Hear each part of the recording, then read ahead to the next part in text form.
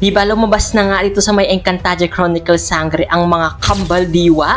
So hindi sila gabay diwa pero kambal diwa sila na sina Alipato ang sa brilyante ng apoy, si Avilan sa brilyante ng hangin, si Saria sa brilyante ng lupa at si Agua na nakita natin noong 2016 as gabay diwa or kambal diwa ng brilyante ng tubig. And nasabi na rin nila na wala sa Encantadia si Terra at nasa mundo ito ng mga tao. So, sa pamamagitan din ng mga kambal diwa ay sinubukan na buksan ni Mitena ang Asnamon, lagusan ng Asnamon, pero nabigo ito kahit na ipinakita na ng mga kambal diwa or sinabi ng mga kambal diwa na hindi ito mabubuksan gamit lang ang kapangyarihan kasi kailangan na susi, no?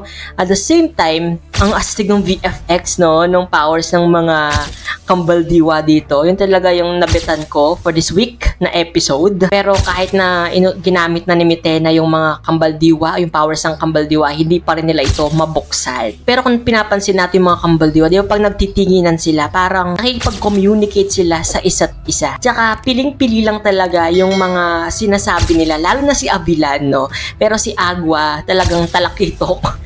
Talagang nambubulgar ng kung ano-ano. At sinabi niya na may panibagong lagusan pa siyang alam sa dalampasigan ng Adamya. Yun yung sunod nilang pinuntahan or binuksan, no? Dito talaga natin malalaman na napakalawak ng Encantadia at may mga nilalang tayo na hindi pa talaga nakikita pa ng buo dito sa may Encantadia, di ba?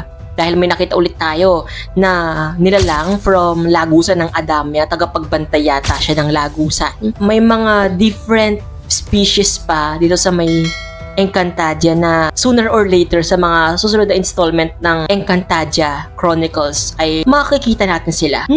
Exciting yun, ha? Panoorin ang full reaction video sa aking YouTube channel.